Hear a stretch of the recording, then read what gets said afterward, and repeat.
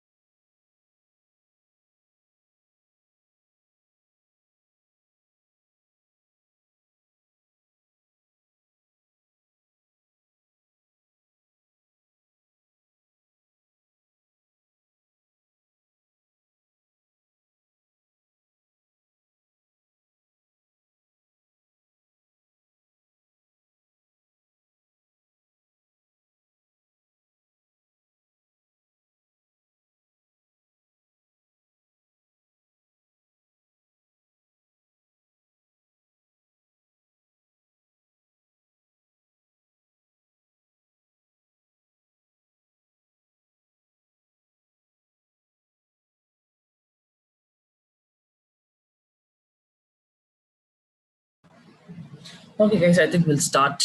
Okay, so what is it? Is it your exam tomorrow? Yes, sir. We have bio students have bio exam and computer science students have computer science exam. I don't know about Oh, commerce. okay. Anyways, now we have four people. I think we can start, but I don't think we'll go for 2 hours because the strength is a little less. Okay, so we'll try to complete it soon, how much ever time possible. Okay, fine. So let me share my screen.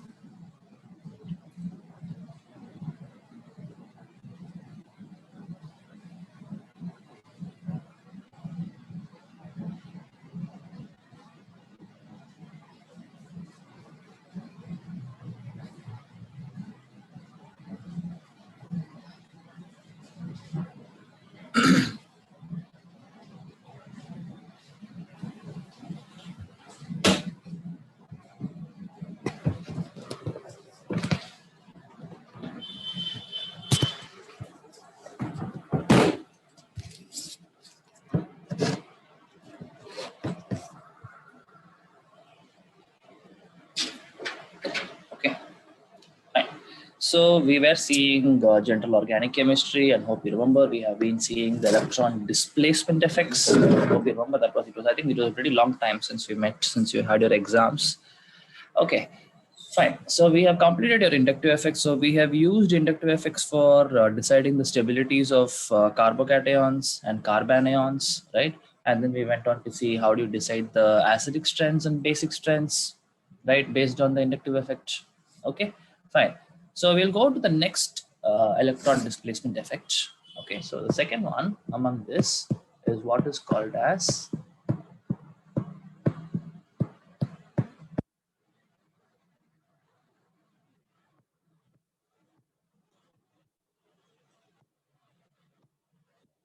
hyperconjugation. Okay, so the name looks like a fancy name, but it's going to be pretty easy. Okay, fine. So now hyperconjugation is again going to talk about stability. It is going to help us decide the stabilities of two things. Okay, fine. Anyways, now what exactly is hyperconjugation? Right. So hyperconjugation is basically I can just simply call it as a sigma bond resonance. Okay, so we already saw a glimpse of what resonance is, correct? But in resonance, what you have to understood is basically you never touched any sigma bond. Hope you remember that was one of the conditions resonance, right? You have never touched any of the sigma bonds present, right? What you have seen only is the pi bonds which are going to involve in resonance. Only then basically its resonance means only regarding the movement of pi electrons. Correct. But this case, you see, I am saying that it is going to be a sigma bond involving in resonance. Okay, fine. Now, what are the conditions that this hyperconjugation can happen? Okay, so the first condition is that not all sigma bonds are going to be able to involve in this. Okay, particularly only CH sigma bonds will be able to involve in the resonance. CH sigma bonds will be able to involve in the resonance. Okay, fine. Now, next thing is, right, so you need to have obviously one CH bond at least, obviously, right? One CH sigma bond should be there. Now, next, adjacent to this CH sigma bond, I should have an empty orbital. Okay, empty orbital should be there, the adjacent to this CH sigma bond, right? I should have an empty p orbital. Generally it will be empty. You can even write it as empty p orbital. Okay, right. Now if these two conditions are satisfied, then the hyperconjugation is going to happen. Okay, again I repeat, I should have at least one CH sigma bond and I should have an empty p orbital right next to this CH sigma bond. Okay, now this is very easy to understand, but we'll just speak about what do you mean by this empty p orbital. Okay, fine. Now, guys, if the carbon atom you have is sp3 hybridized. Okay, now tell me, in this sp3 hybridized carbon, is there any empty orbital present?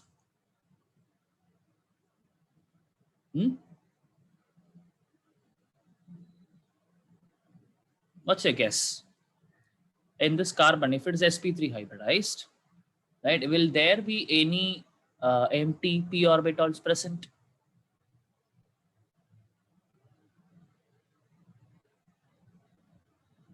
Just give me yes or no, whatever you think. It need not be correct. What do you think?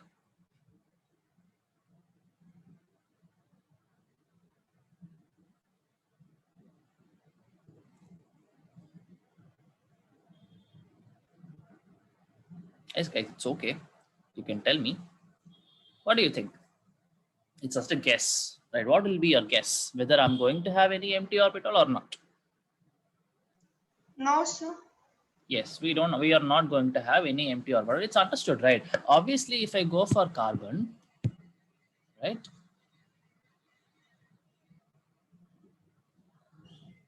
Right. So carbon is going to have, basically, if I look at the valence electronic configuration, the valence electronic configuration would have been 2s2, 2p2. Correct. Okay. Now, how do you form this sp3 hybridization? Obviously, you would have had two electrons here, two electrons like this. Now, okay, 2 electrons like this. Now you would have been shifting this electron to this empty orbital, right? So now you have 1s and 3p's fully combining together to form an sp3 hybridized orbital. So what you see here is obviously I do not have anything empty, correct? So when you have the CH sigma bond, and next when you have a CH sigma bond and adjacent to that, if you have all the carbon atoms to be sp3 hybridized, that means hyperconjugation is not possible. Okay, so obviously what are the cases then which I can have empty orbital? Obviously when I have sp2 hybridization or when I have sp hybridization, definitely here I would have had one empty p orbital. It's pretty easy to say, understand, right? I have totally 3 p orbitals, px, py and pz. Out of that you see only 2 p orbitals are involved. Obviously I would have had one empty p orbital. In this case you would have had totally 3 p orbitals present. Now you have only one of them involving in the hybridization. So in this case, I would have had 2 empty p orbitals. Okay, so but generally we don't see this happening. Okay, sp, and when you have an sp hybridized carbon, it generally doesn't happen. 99% of times it's going to be an sp2 hybridized carbon. Okay, so what I'm trying to tell you is, I can speak it like this. I should have a CH sigma bond. Okay, and basically I should say that I should have an sp2 hybridized carbon next to this CH sigma bond.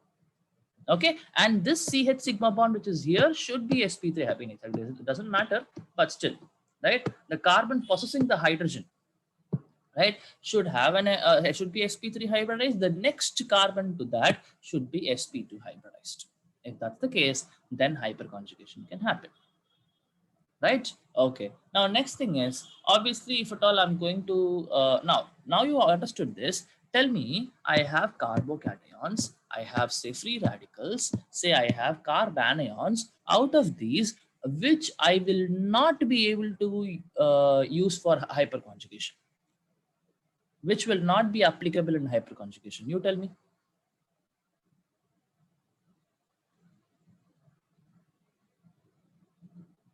Carbocation, free radical, and a carbanion. These three things I have. For one of them, hyperconjugation is not applicable. Which one is that?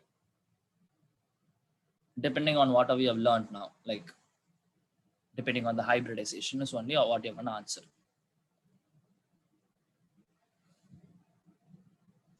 Carbanions. Yes, absolutely true. So carbanions I know are going to be sp3 hybridized. You can check if you want. Say if I have CH3 minus, so there are 3 hydrogen atoms and carbon is going to have a lone pair, allosteric number 4, so it will become sp3 hybridized. So for carbanions, hyperconjugation is not applicable, right? But for free radicals and for your carbocations, yes, it is going to be possible. Okay, so with the help, now last time with the help of inductive effect, right, we were not able to decide the stability of the free radicals, correct, because it was not charged. Okay, so only my carbocations and carbanions were charged, and only then I was able to use inductive effect. And I was, because of the same reason, I was not able to decide the stabilities of primary, secondary and tertiary free radicals, correct? Okay, but since now these two are sp2 and sp2 hybridized, right, for these two I will be able to check for their stabilities with the help of hyperconjugation. Okay, fine. Now we have understood this also. Cool. Now moving on. Right. Okay. So now I told you that I need to have a CH sigma bond, and the next carbon should be sp2 hybridized. Right. Okay. Now let me write. I'll just write a structure for you. Right. Say if I had CH3. 1 second, guys. Okay. CH3, CH2 dot. Okay, right? Fine. Now, so you see this carbon atom. This carbon atom is sp2 hybridized, obviously because this is a free radical. Okay, and this carbon atom is having a hydrogen. There is a CH sigma bond, right? So definitely in this hyperconjugation can happen, right? Or if I have to put it very simply, right, for hyperconjugation to happen in case of your free radicals and carbocations, right, I should have at least one alpha hydrogen, as simple as that. Okay, so now this is the carbon containing the charge or carbon containing the radical. Now I told you the next carbon atom is what is alpha, right? And the hydrogen atoms possessed by that carbon atom is what is called as alpha hydrogen atom. Hope we all know this. Okay, carbon possessing the functional group or carbon possessing the charge, the next carbon atom is what is going to be the alpha carbon atom. Okay, so I should have at least one, anyways, the same thing. I should have a CH sigma bond, or in the sense that I can say at least one alpha hydrogen should be there. Okay, fine. Now, how am I going to write the structure? Right, if hyperconjugation is going to happen, how is it that this sigma bond is going to involve in resonance? That's what we are going to see. Right? Okay, now pretty easy. Right, so like look at this. I have CH2H. Let me write it like this and say I have CH2 dot. Okay, now since this is an empty p orbital, there is an empty p orbital. This sigma bond, what you have here, right, is actually going to come like this, and obviously I am going to take out H plus. Okay, right, now how will be the structure then? It's going to be very easy. Or instead of H, okay, fine. Now in this is gonna become CH2 double bond CH2, and obviously in this position in nearby some H plus is gonna be there. Okay, right, now you have removed one of the hydrogens, say two more hydrogens also can come out, again giving similar structures. Okay, so this phenomena is what is called as your hyperconjugation. Very easy, right? You take out the alpha hydrogen as H plus, right, and you had a sigma bond with the carbon, make the sigma bond with the next carbon. That's it. Okay, now this is what is called as your hyperconjugating structure for this free radical. Right, same thing would have happened if this was a positive charge. Same exact thing, H plus would have come out and it would have made a double bond between these two. Okay, right. Now, what you have to understand is, okay guys, any doubts in this? Everybody understood what you mean by hyperconjugation? Pretty easy. The sigma bond, CH sigma bond should be broken. Another pi bond should be formed between the carbon atoms. That's it. And you remove one thing as H plus. Right? I hope everybody understood. Is there any questions, people? No, sir. Okay, fine, good. So now what you have to understand is, so obviously this brings in stability, is it not? Okay, because you see the charge or the free radical or the the free radical or the carbocation's charge is getting stabilized. You can see in the hyperconjugating structure, there is nothing on this carbon. Like on this carbon, there is literally nothing. So obviously that makes it more stable. Okay, so what you have to understand is more and more hyperconjugating, or I would say the number of hyperconjugating structures, right, is directly proportional to the stability.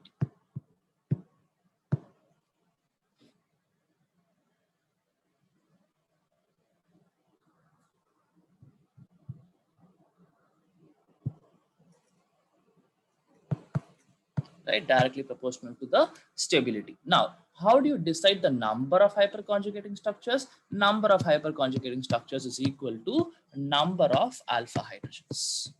As simple as that. Okay, so more and more hyperconjugation, more and more stability. Okay, now how do you decide which has more hyperconjugation, which has lesser hyperconjugation? The structure which has more number of alpha hydrogens, right, is going to have more number of hyperconjugating structures. That's understood, isn't it? For example, if I ask you how many hyperconjugating structures are possible for this compound, what will be your answer? Again, I repeat the question. For this compound, for this free radical, if I ask you how many hyperconjugating structures are possible, what will be your answer? One, sir. Look at this. See, how do you decide the number of hyperconjugating structures? Based on number of alpha hydrogens. How many alpha hydrogens I have here in this molecule?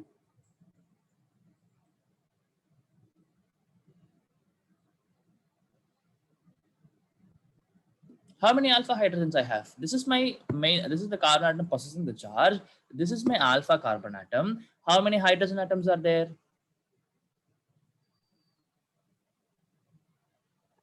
How many hydrogen atoms are there in this carbon? 3, sir. Yes, that's it. That's it. Very, very simple. Okay. As many as alpha hydrogens, as many number of hyperconjugating structures, and more number of hyperconjugating structures, more and more is the stability. Okay, fine. Now, if I ask you, say this is a primary free radical, isn't it? Right? You see, this is a primary free radical. Carbon possessing the charge is attached to only one carbon atom. So this is a primary free radical. Right. Now, say if I take a secondary free radical, we'll see what happens. Okay, something like this. I take CH3, CH dot CH3. Okay, now tell me how many hyperconjugating structures are possible here? How many alpha hydrogens are there? That many hyperconjugating structures. Now tell me how many are possible?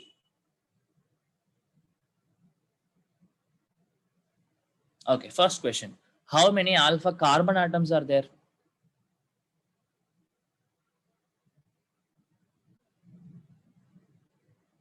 How many alpha carbon atoms? You don't have to think, just tell, come on. What is the answer? How many alpha carbon atoms? Tell me.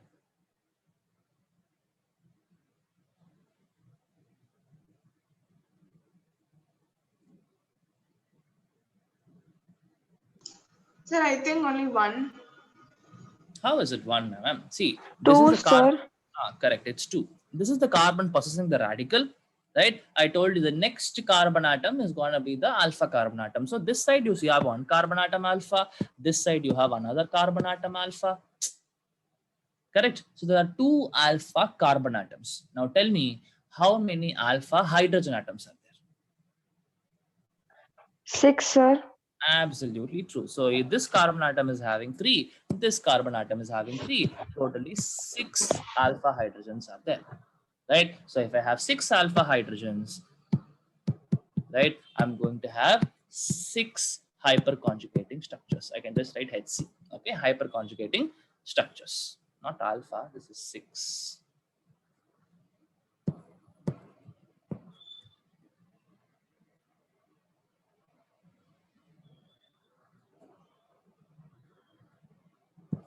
Okay, right? 6 alpha hydrogens and 6 hyperconjugating. Everybody understood how this is 6. I want everybody to give me a yes. There are only 4 people. Please give me a yes quickly. Yes, sir.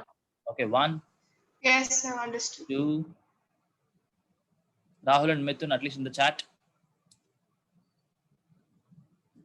Okay, 1 I got. Rahul says yes. What about Mithun? Are you there, Kanna? Okay, fine. I think there's a problem. Cool, right? So now everybody understood that this is going to have 6 hyperconjugating structures. Okay, now tell me, last time I took a primary free radical, now I took a secondary free radical. Now tell me which is more stable? Based on just, you can just see here and tell me. The answer is right here. Secondary, the second ones. Exactly. The secondary free radical is more stable. Why? Just now I told you that the stability is directly proportional to the number of hyperconjugating structures. And last time, and obviously how do you decide the number of hyperconjugating structures? Based on the number of alpha hydrogen. Last time I had only 3 alpha hydrogen. This time I'm having 6 alpha hydrogen. So secondary is going to have more hyperconjugating structures, so more stability. Okay, right. Now, if I take a tertiary free radical, we'll see what happens. Now, this time I'm not going to help you like this. You're going to right away tell me how many alpha hydrogens are there and how many hyperconjugating structures. Okay, right. Say, if I have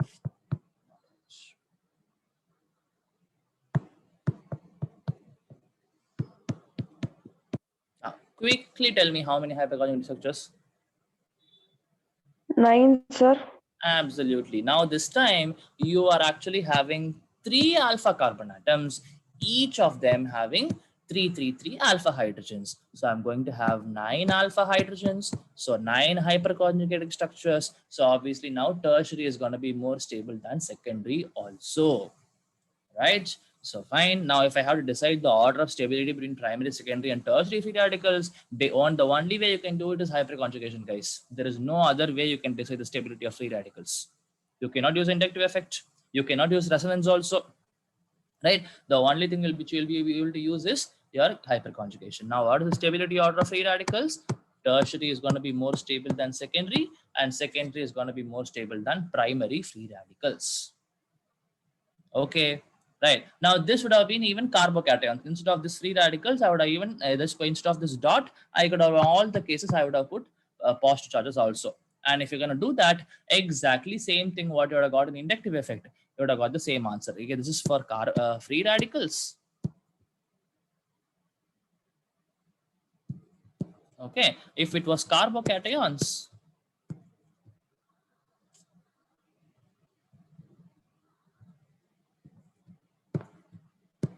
right, the same order you would have got, because we already know even through inductive effect we would have got the same thing. If you can remember, tertiary carbocation is more stable than secondary is more stable than primary, right? Okay, now let me give you a question. Now you're gonna answer it. Okay,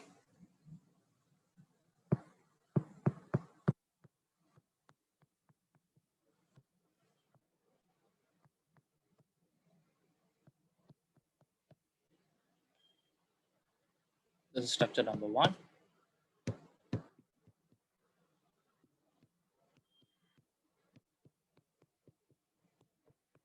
This is structure number 2.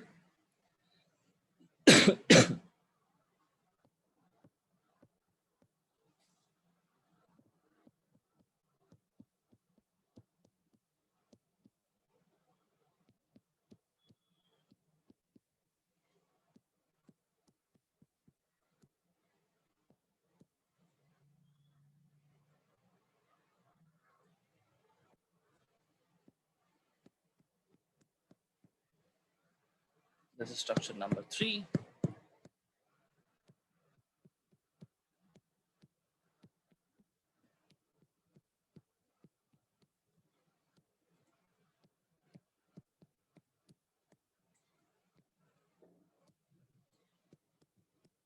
This is structure number 4. Okay, now I'll give you 1 minute. Arrange them in the order of stabilities.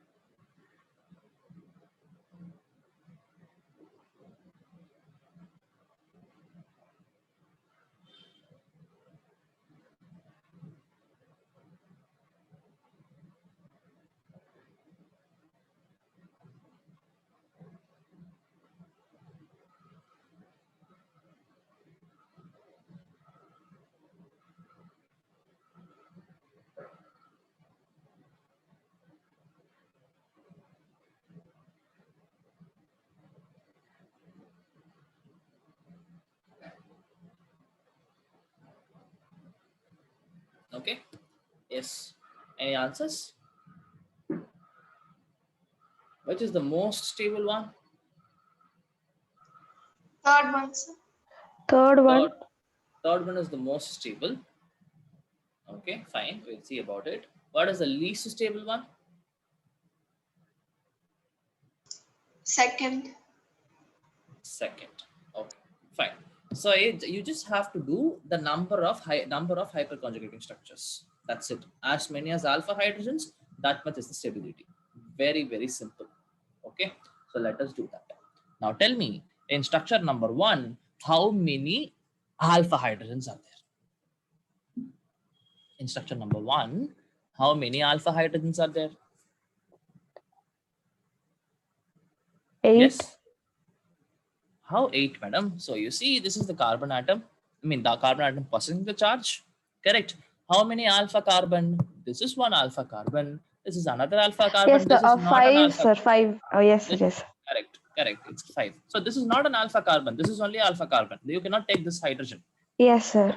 Right. So totally in this case, I have 5 hyperconjugating structures. Okay. In this case, how many I have?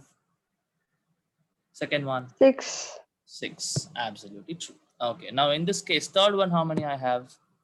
7. Okay, we'll check. So you have, this is my alpha carbon, this is my alpha carbon, this is my alpha carbon. Okay, so 2 plus 2, 4 plus 3, plus 3, 7. Yes, so 7 alpha hydrogen. So 7 number of hyperconjugating structures. Okay, now this, how many it has?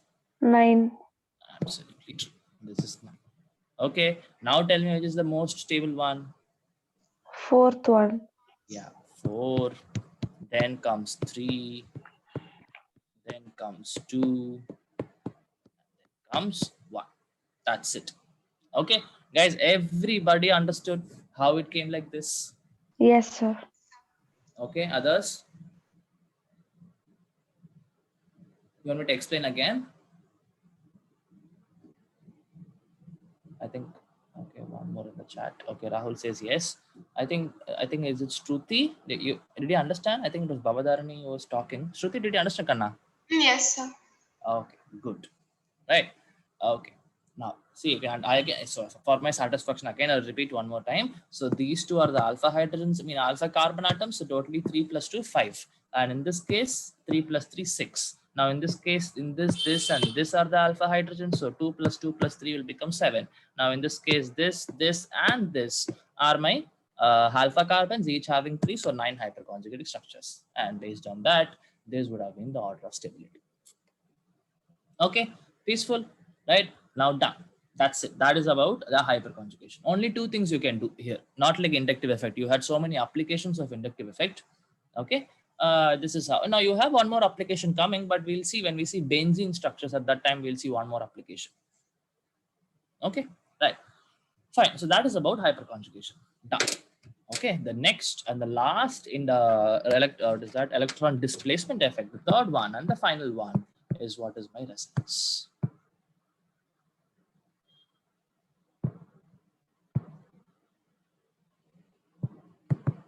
Okay, we already saw what exactly is resonance. We saw ozone as an example. Okay, we even had this thing as like when we took tautomerism also, I taught you resonance. In your this thing chemical bonding also, I taught you resonance. Okay, so yeah, now you must have had some idea about what exactly is resonance, right? So in a simple form, if I have to define what resonance is, right, resonance is nothing but movement of pi electrons. Or this movement can also be called as delocalization of pi electrons. Okay, delocalization of pi. Delocalization means movement. Okay, right. Now, what and all can be pi electrons? Can you just list out? We already know this, right? What and all can be pi electrons?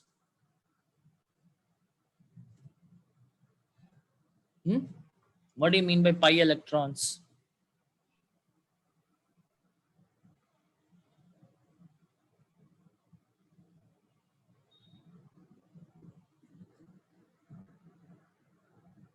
What do you mean by pi electrons?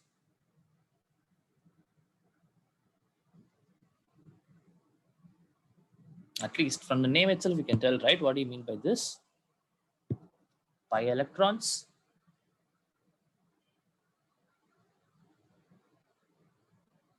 Okay, fine. I suppose that you don't know, but it's very simple. Electrons in the pi bond,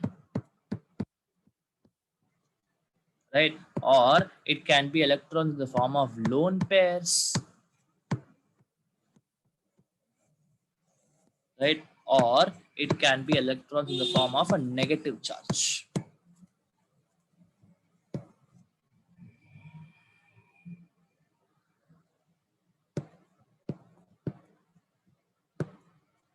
Okay, in the form of a negative charge. So any of these three can be considered pi electrons. And obviously, if you see that they're going to move, right? Any of these three things moves, and obviously that is what is going to be called as resonance. Okay, right. Now, for us to understand this, we already took ozone as an example. So hope you, I'll just give you that same example again, just to give you, get you familiar. So ozone structure would have been like this, O3. Right now, you see there is a lone pair on this. There are actually two lone pair, three lone pairs on this oxygen. Okay, so remember, you cannot start resonance from the pi bond directly. Generally, resonance starts from lone pairs or from the negative charges. Okay, right. Anyways, now what can you do? You can put this here. That is, two electrons come here, make a pi bond. Obviously, this oxygen cannot have more than 3 bonds. So this pi bond will break and go to this oxygen. Correct?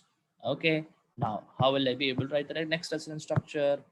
Oh, now this became a single bond, and see, this bond is broken heterolytically. So obviously this oxygen would have got a negative charge.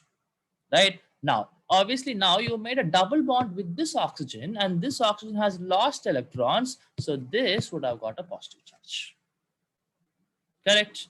Right? Now, obviously, now I can come back to the old structure by putting it here and breaking it here. You will be getting back the same structure. Okay, so what you're seeing here is that this pi electron and the pi electrons of lone pair are actually shifting between this oxygen atom and this oxygen atom. Correct. They are oscillating between these two oxygen atoms. Okay. So obviously this phenomena is what is called as resonance. Right. And what is the consequence? Now, what is the consequence is, if I want to check what are the bond lengths present here, I expect two values, right? One for the double bond and one for the single bond. Correct. But what I see in reality is that I am going to see just one bond length, just one bond, only one value.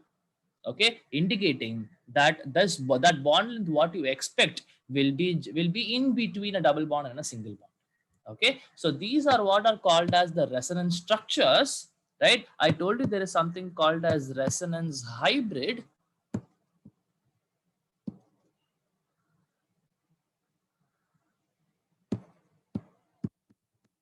Right, resonance hybrid.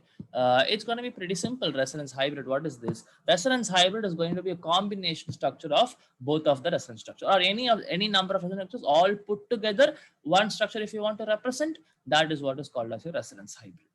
Right. So for this, how will you do? So just make a single bond. Single bond is common between the oxygen atoms. Right. Now you see the pi electron cloud is moving. So I put a dotted line like this. Okay, so this dotted line indicates that the pi electron cloud is moving from here to here, again coming from here to here. Okay, so this is what is called as your resonance hybrid of ozone. Is that okay, guys? Understood? Right? So this we already saw. Okay, so let me take some organic molecules and see what is going to happen. Okay, right? Fine. Okay.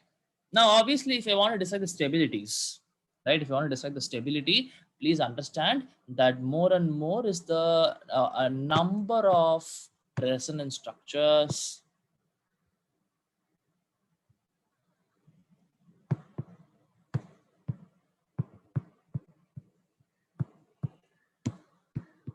Right? More and more is the stability.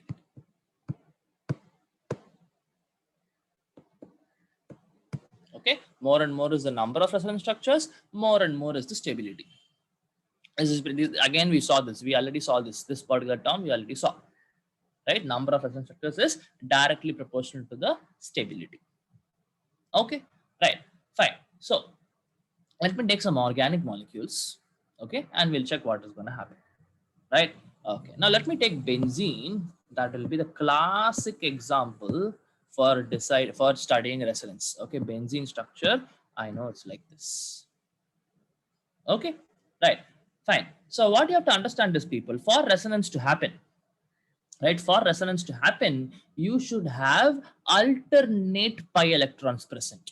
That means a pi bond sigma, I mean a pi bond, next should be a sigma bond, and then only again pi electron should be present. Now you can see in the ozone also, right? Now there is a pi bond, right? Now there is a single bond, and this oxygen atom is again having pi electron. So alternate pi electron is what you should have. Okay, for resonance to happen, again I repeat, you should have alternate pi electrons. Okay, now here also you see it's the same thing, right? You see a single bond, I mean the double bond, I mean a pi electron, no pi electron, pi electron, no pi electron, again a pi electron. Correct, right? So whenever you have alternate pi electrons, only then resonance is going to be possible. Okay, say if I have something like C, if I have something like CH2 double bond C double bond CH2,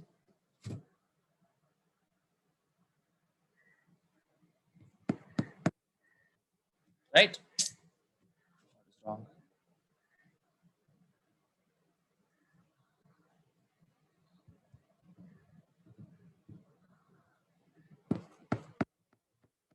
Right, if you have something like this, now can you tell me this is going to show resonance or not? Will this show resonance? No, sir.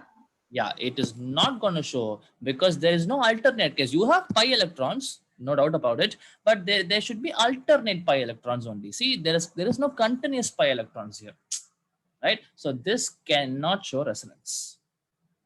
Okay, fine. Now we are talking about benzene, so we'll concentrate on benzene. Okay, C6H6, obviously you know the formula.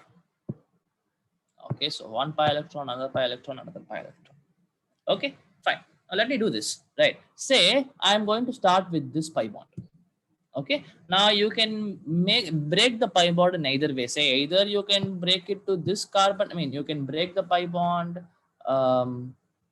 heterolytically, say to this carbon atom, or say you can break the pi bond heterolytically to this carbon atom. Obviously these are the only carbon atom attached, right? So obviously you cannot put directly to here, that is not possible, but either way it's going to be correct, but we'll choose any one. So let me choose this one.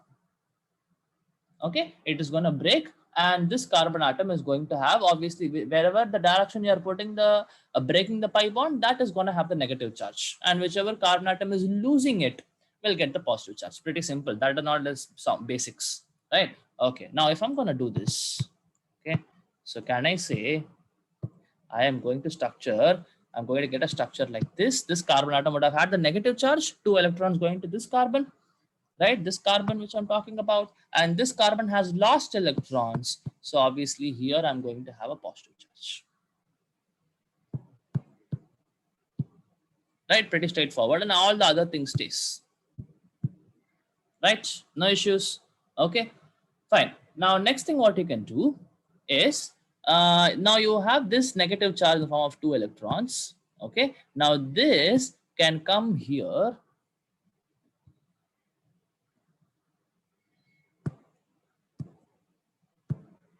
right? Make a bond, right? I mean, in the sense that, right?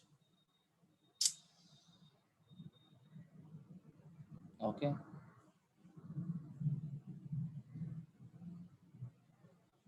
Okay, fine. So now what I'm telling you is, now this negative charge can make a bond.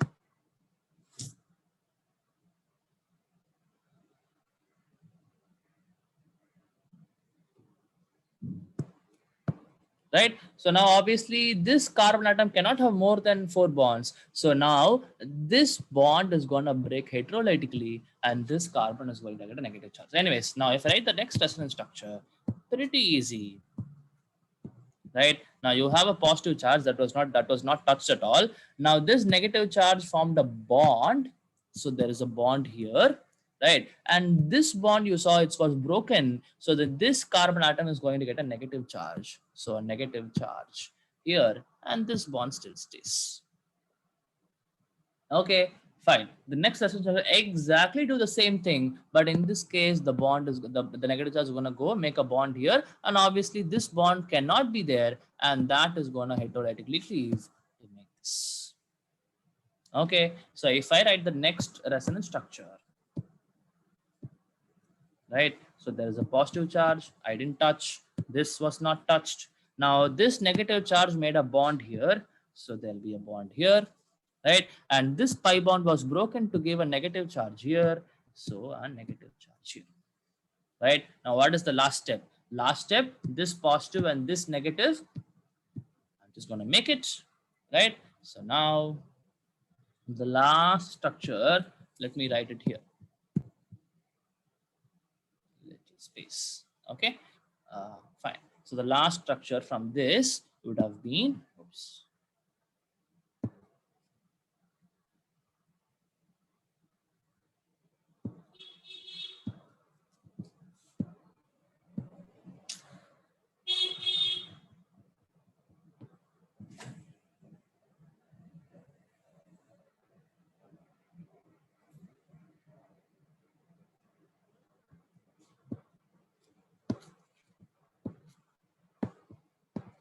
Okay, now you see there is a bond here, there's a bond here, there is a bond here. You can see that also. Now you have made a bond between this carbon atom and this carbon atom. Now this is the structure. Right, now see where you ended up with. I mean, you started with this and you ended up with this. Right, now obviously, right now there is no restriction that the pi bond should be between these two carbon atoms only starting. It can be between these two carbon atoms also, and then again alternatively making pi electrons, you'll definitely end up with this structure. Correct, right? But this is the pathway so that you will be able to go from this structure to this structure. Okay, so did everybody understand what exactly happened here? Right, so now these are all the resonance structures. Right, now if I have to write a resonance hybrid, this is exactly how I write the resonance hybrid, which is a combination of all these things you saw together. I just put a round like this. What do you mean by this? This means that these pi electrons are continuously revolving inside the benzene ring. Right, that is what it means. Okay, now everybody understood the resonance structure of benzene. Is there anyone who didn't understand? Please tell me. It's completely all right if you don't understand. Did everybody understand? Yes, sir, understood. Okay, one. Yes, sir. Okay, Rahul.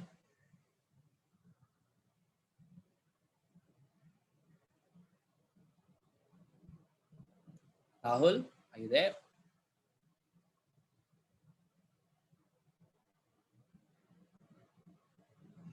Okay, good. Right. Fine. So now everybody understood what do you mean by resonance structure of benzene also. Correct. Okay, fine. Now, and there are various applications of resonance. I'll be again able to decide the acidic strengths, basic strengths, and all that. Okay, and I will be able to decide the reactivity of benzene rings also. You would have seen that all these are hydrogen atoms basically in benzene. Correct. All the 6 carbon atoms would have had a hydrogen. Right. Right, so instead of this hydrogen, I can even put a functional group. I can put a OH, I can put a C double bond O, I can put Cl, I can put amine, I can put anything. Exactly, not like how you have your aliphatic functional groups. Just like that, I can have something happening in the case of your what is that, benzene rings also. Okay, so these again will show different kind of structures, but very, very, very similar to whatever you're going to see. Okay, right. So if at all, I'll just take one more example and then we'll wind up. Right. Okay. So now let me take.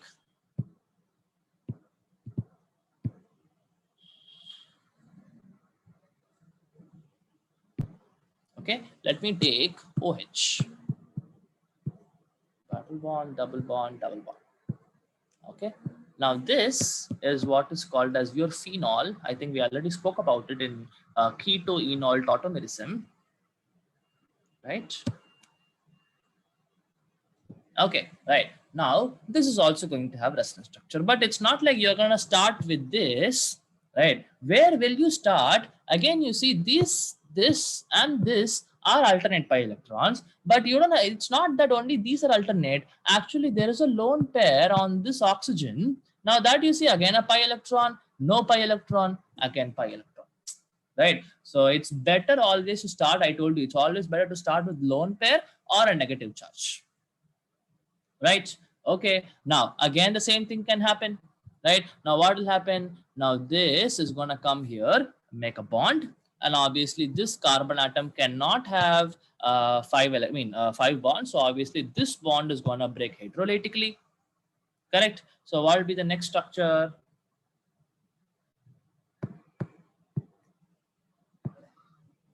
Okay, now I would have had a double bond between the oxygen atoms.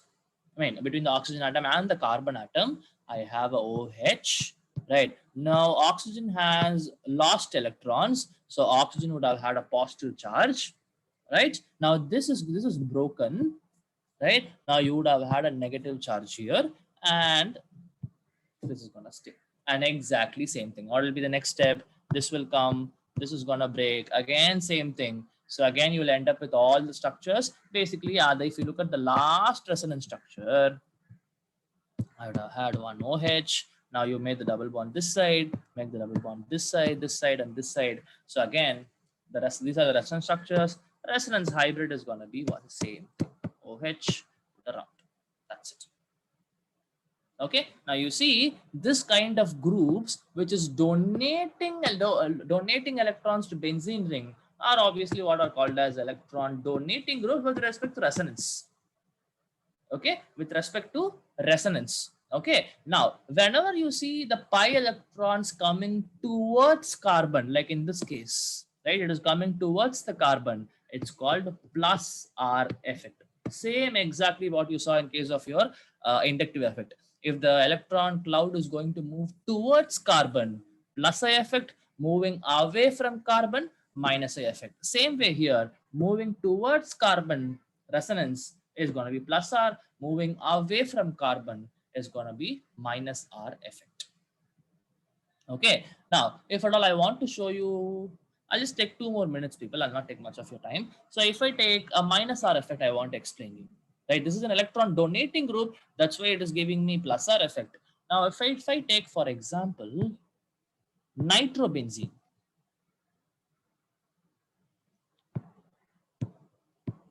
Okay,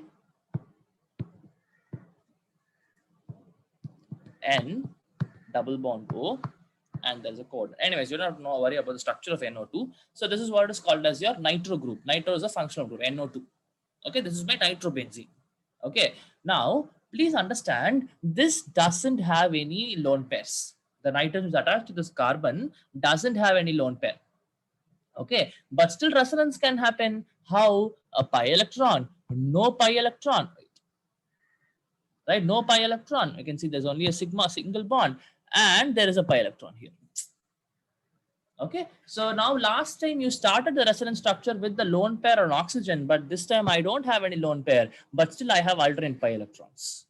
Correct. So how will you start it? Now what you do is directly break the bond and put it here, and obviously the nitrogen cannot have more than 3 bonds, so this will break. Okay, now obviously what you see is that it is the pi electron cloud is moving away from carbon, right? So this is what is called as your minus R effect. Now let me finish the resonance structures for you. Okay, so if I write the resonance structure, it is going to be something like this, right? So now nitrogen and carbon would have had a double bond, right? And now there is a single bond oxygen because you have broken it, and the oxygen is atom going to have a negative charge. And you see this carbon atom has lost electron. Correct. Now this carbon atom satisfied again. There's a double bond between that and this. Again, for nitrogen, nothing happened. One bond broken, one bond formed for nitrogen. No issues. The only thing which has lost something is this. So that carbon atom is going to have a positive charge. Right? Obviously, the other things are going to stay. Okay, now what will be the next structure? Now this pi electron cloud can go and attack this positive charge in the sense that I am going to make a bond here. Okay, so if I write that, or if you're a little confused, you can do it in 2 steps. What do you mean by 2 steps? I can make sure that first you make the bond heterolytically, make a negative charge. Okay, if that I make, 1 second.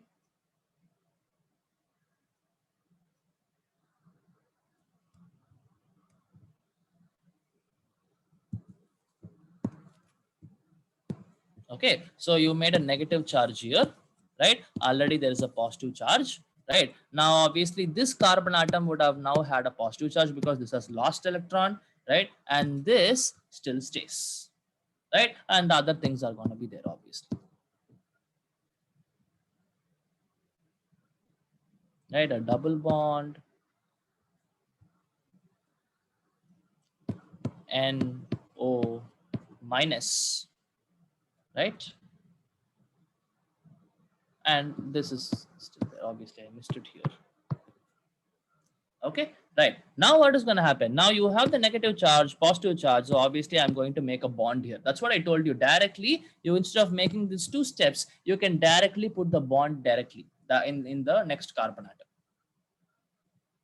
Okay, now this, if I will write it like this. Okay, now this and this carbon atom is going to have a bond. There is a positive charge and there is a positive charge. And obviously NO minus and a coordinate bond. Okay, fine. Now again I can make it in terms of two steps. Basically put the pi electron here, make a negative charge, and then I can make it a double bond. But instead of that, for my simplicity, I will directly put the bond here. That's it. Okay, now if that's the case, right, if that's the case, you will see that I'm going to have something like this. There's a bond here, there is a bond here, and this carbon atom has now lost electrons by a positive charge.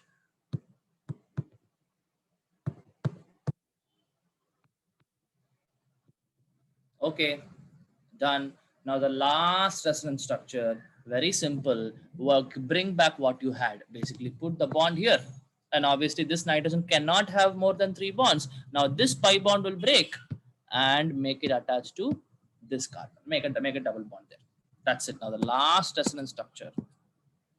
Okay, maybe I'll write it in the sides.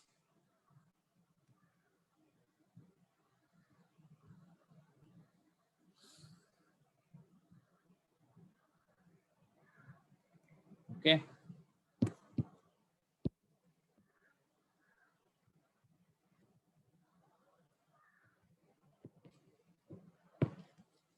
Okay, the last resonance structure, you would have got the same NO2 how you had initially. Okay, right? Now, next thing is, now you would have had made a double bond here, a double bond here, and a double bond here. That's it. Okay, now you see you started from here. Okay, you started from this carbon atom. Now this time I told you it was minus R effect because you see the pi electron cloud is moving away from the carbon. It is going to nitrogen. Last time it was coming from oxygen to carbon. Correct? And then obviously you have to break the bond separately, make the positive charges, negative charges properly, and then you will eventually end up with this structure. And I'll tell you one more thing. Resonance structure, if you are not going to practice by yourself, even if I tell you 1,000 times, if I draw you and show you, but it will not be as effective as when you do it. Okay, now what you're going to do is you are going to try the resonance structure for aniline.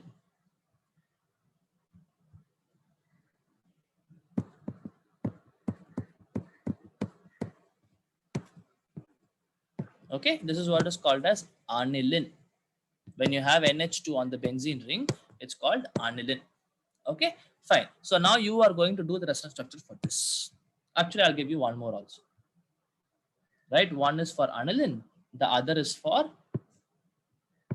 benzaldehyde.